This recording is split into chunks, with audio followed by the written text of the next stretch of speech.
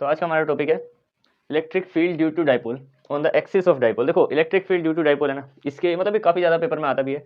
और इसमें दो दो टॉपिक है हमारे। एक तो एक्सिस पे ही है कि मतलब डाइपोल है, एक पहले डायग्राम से देख लेंगे क्या क्या कि डाइपोल है, और उसके एक्सिस पे ये कोई भार पॉइंट है, उस पर हमें इलेक्ट्रिक फील्ड निकालनी है, और एक इक्वेटोरियल पे। ठीक है, तो दोनों क्वेश्चन बहुत इंपॉर्टेंट है। ठीक है, तो इसका पहला पार्ट आज डिस्कस करते हैं कि अगर एक्सिस पे हो तो किस तरीके से इंटेंसिटी निकाल। देखो सबसे पहले क्वेश्चन के हिसाब से डायग्राम बनाते हैं। इसमें क्या बोला है कि electric field due to dipole. पहले तो डाइपोल बनाओ।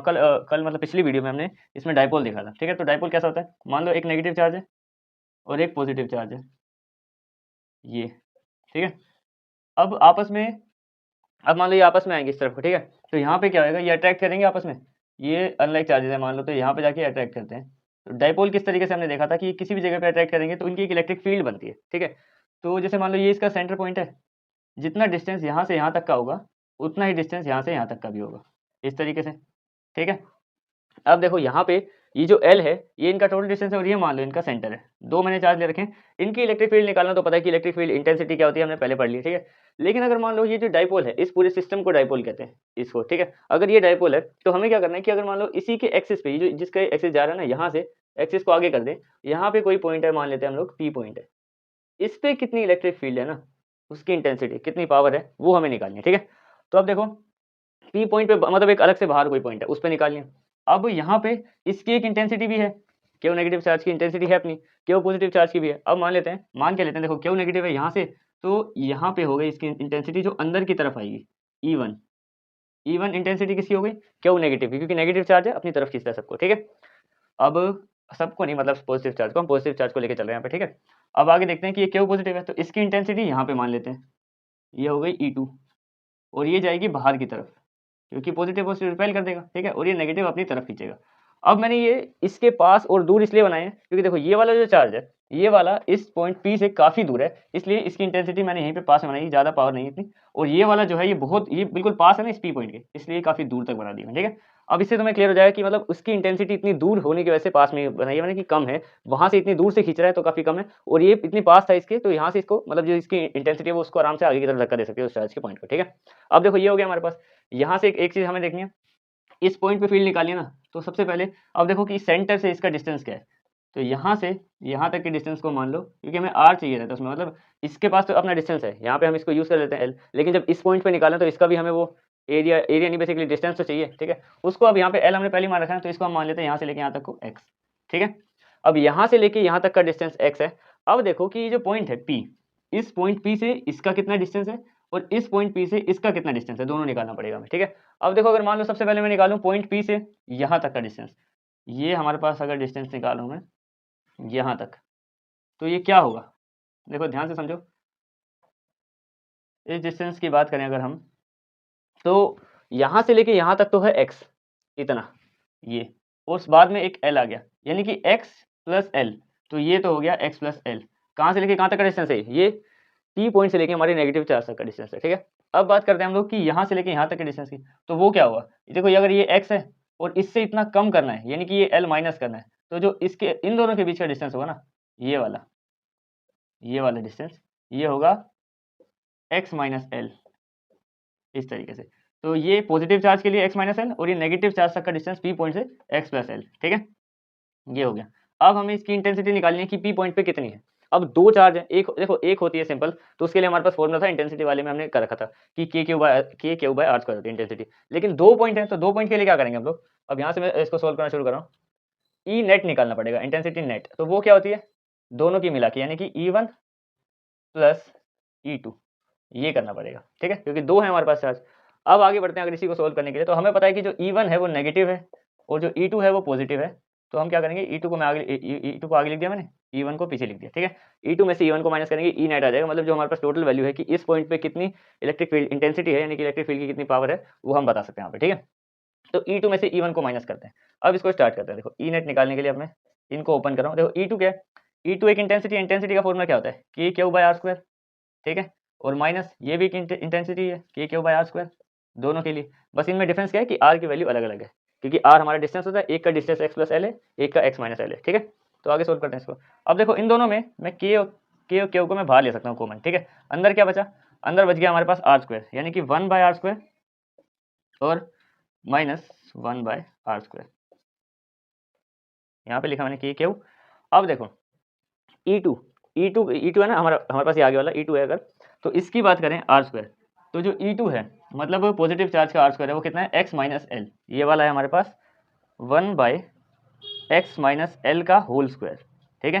फिर यहाँ पे माइनस, और अगला क्या है ये है E1 यानी कि ये, और E1 से लेके मतलब ये इस नेगेटिव का डिस्टेंस कितना है, x प्लस एल, यहाँ से लेके यहाँ तक नेगेटिव तक x प्लस एल है, तो ये हो गया x प्लस एल का होल स्क्वायर। क्लियर, यहाँ पे इसको मैं कर दूँगा क्लोज। इतना आगे समझ में। अब देखो इसको सोल्व करें अगर, तो के क्या हो आगे यहाँ पे हमारे, तो एलसीएम लेंगे इनका, तो वो बनेगा x माइनस एल का होल स्क्वायर और x प्लस एल का होल स्क्वायर, ठीक है। ये एलसीएम डिवाइड होगा तो ये आपस में कट जाएंगे और बच जाएगा हमारे पास ये, तो यहाँ पे आ गया x प्लस एल का होल स्क्वायर, क्योंकि सीधी सी बात है ये नीचे वाला से डिवाइड होता है, तो ये और ये आपस में कट गया, ठीक है, और बचा सिर्फ ये। अब इधर की बात करें तो जब ये इन दोनों से डिवाइड होगा तो ये आपस में कट जाएंगे, बचेगा ये x माइनस एल का होल स्क्वायर, ठीक है। आगे बढ़ते हैं, कि क्या हमारे पास बाहर है यहाँ पे कॉमन। अब देखो, अब यहाँ पे सिंपल काम हो गया कि इनके स्क्वायर ओपन करना है। x प्लस एल का होल स्क्वायर क्या होता है, x square plus L square plus 2xl, ठीक है, माइनस, यहाँ पे माइनस का निशान है। अब एक ब्रैकेट में फिलहाल अभी यहाँ पे लगा के रखूंगा, क्योंकि फिर माइनस से बाद में साइन चेंज करना पड़ेंगे। x माइनस एल का होल स्क्वायर क्या होता है, x square plus L square minus 2xl, ये, ठीक है। और नीचे हमारे पास क्या है, देखो नीचे हमारे पास क्या है, x माइनस एल का होल स्क्वायर और x प्लस एल का होल स्क्वायर। मैं इसको थोड़ा ओपन करके लिखता हूँ, इससे तुम्हें थोड़ा क्लियर होगा। x माइनस एल को मैं इसके होल स्क्वायर को लिख रहा हूँ x माइनस एल 2 बार लिख दिया, ठीक है। और x प्लस एल को क्या लिख रहा हूँ, x प्लस एल और x प्लस एल, इसको भी 2 बार लिख दिया, ठीक है। बाकी हम आगे धीरे धीरे इसको सोल्व करते जाएंगे, ठीक है। अब आगे बढ़ते हैं, के क्यों यहाँ पे कॉमन है। अब देखो इसकी बात करें तो यहाँ पे जो माइनस है ना, ये वाला हिस्सा तो सेम लिखते हैं यहाँ पे, x square plus L square plus 2xl। अब इस माइनस की वजह से इनके सबके साइन चेंज हो जाएंगे। देखो ये दोनों प्लस के एक्स स्क्वायर और एल स्क्वायर, ये दोनों यहाँ पे माइनस के हो जाएंगे, और ये वाला माइनस का था तो माइनस माइनस प्लस, तो 2xl प्लस का हो गया, ठीक है। नीचे इनको सोल्व करते हैं। देखो नीचे यहाँ पे क्या आएगा, इसकी बात करें तो देखो x minus L x plus L क्या बनेगा, ये बन जाएगा x square minus L square. ये होता है ना हमारा फॉर्मूला कि ए प्लस बी ए माइनस बी, ए स्क्वायर माइनस बी स्क्वायर, तो वो यहाँ पे लगा दिया हमने, ठीक है। और एक और बार ऐसा है यहाँ पे, तो एक और बार लगा देंगे x square minus L square, ठीक है। अब देखो यहाँ पे ये एक्स स्क्वायर प्लस का, ये माइनस का, ये भी प्लस का, ये माइनस का, यहाँ पे हमारे पास क्या बचा, के क्यू, और ये जो 2xl है यहाँ पे भी दोनों प्लस के ही हो गए, तो मिलके क्या हो गया 4xl डिवाइडेड बाय, इनकी बात करें, इनको सोल्व करेंगे तो क्या आ जाएगा, x square minus L square है और ये 2 बार है, तो मैं यहाँ पे लिख रहा हूँ कि x square minus L square का होल स्क्वायर, ये लिख सकते हैं हम, ठीक है। इतना हो गया। अब आगे बढ़ते हैं। अब देखो यहाँ पे मैं क्या करूँगा, इस 4xl को मैं क्या लिख सकता हूँ, इसको लिख सकता हूँ मैं यहाँ पे 2x और 2l लिख सकते हैं। 4x से देखो 2 फैक्टर की तरह, इसको मैंने एक 2 इसके साथ लगा दिया, किसके साथ लगा दिया, नीचे हमारे पास यही, नीचे है हमारे पास X square minus L square का होल स्क्वायर, ठीक है।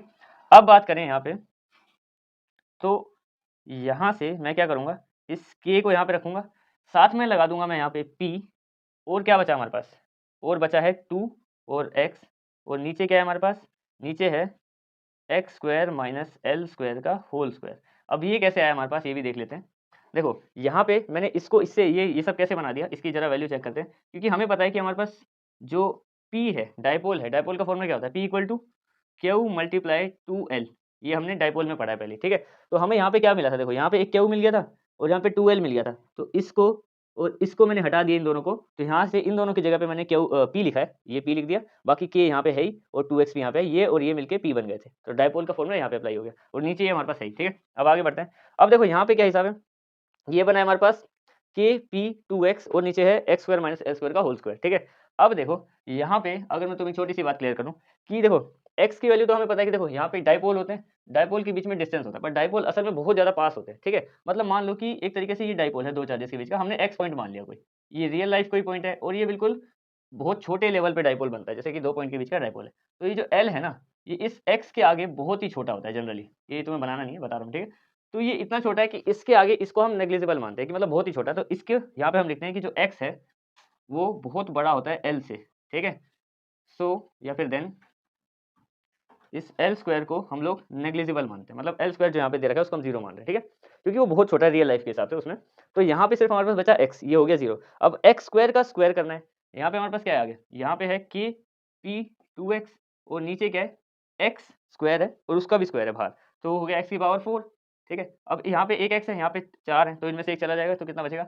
ये आ गया के पी 2 या फिर 2 kp लिखो और नीचे है x की पावर 3। इसको पावर मत समझना, इसको मैं आगे लिख देता हूँ 2 को, ठीक है। तो यहाँ पे आ गया 2 kp और x की पावर 3 और यही इसकी इंटेंसिटी है। आंसर लिखो चाहे कुछ भी लिखो, ये कंप्लीट हो गया, ठीक है।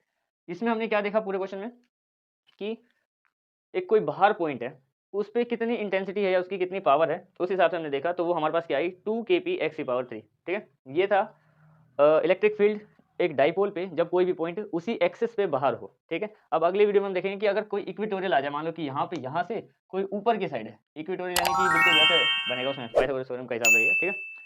तो दैट्स इट।